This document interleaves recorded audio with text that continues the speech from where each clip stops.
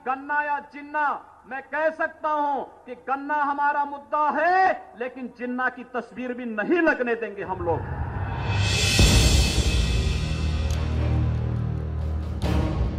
योगी आदित्यनाथ उत्तर प्रदेश के मुख्यमंत्री हैं और हिंदुत्व के चेहरे भी, लेकिन हिंदुत्व का ये चेहरा और राज्य का मुख्यमंत्री अपनी ही सीट गोरखपुर के उपचुनाव में पिछले दिनों बुरी तरह हार गया। गोरखपुर से बीजेपी प्रत्याशी की हार के साथ ही फूलपुर में उप मुख्यमंत्री केशव प्रसाद मौर्य भी बीजेपी की इज्जत नहीं बचा पाए थे। इस बड़ी हार के बाद अब कैराना में बीजेपी को तीसरा बड़ा झटका लगा है। नूरपुर और कैराना में हार के बाद एक बार फिर सीएम योगी के नेतृत्व और राजनीति पर सवाल खड़े हो रहे हैं।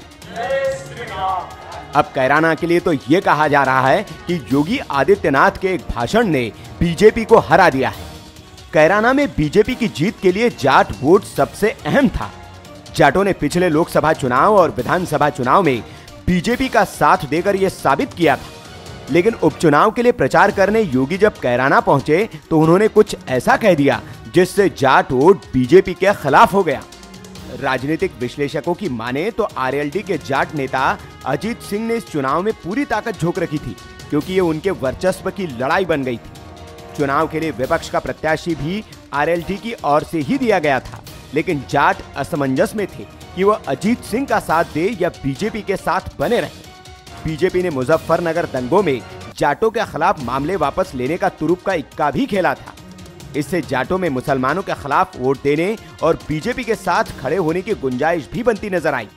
लेकिन शामली में अपनी आखिरी रैली को संबोधित करते हुए योगी आदित्यनाथ वो गलती कर गए जिसकी कीमत बीजेपी को ये चुनाव हार कर चुकानी पड़ी। मैं पूछना चाहता हूँ समाजवादी पार्टी के लोगों से और उन लोगों से भी जो आज यहाँ पर अपने अस्तित्व का खतरा बचा करके घर घर जा करके लोगों से भीख की याचना कर रहे हैं, उन लोगों से पूछा जाना चाहिए, जब इस क्षेत्र का नौजवान सचिन और गौरव मारे गए थे, जब निर्दोष लोगों पर यहाँ पर कत्लेआम उनके किए जा रहे थे, जब झूठे मुकदमे यहाँ पर किए जा रहे थे, तब ये लोग कहाँ थे? उनका इशारा अजीत सिंह और उनके बेटे जयंत की ओर था।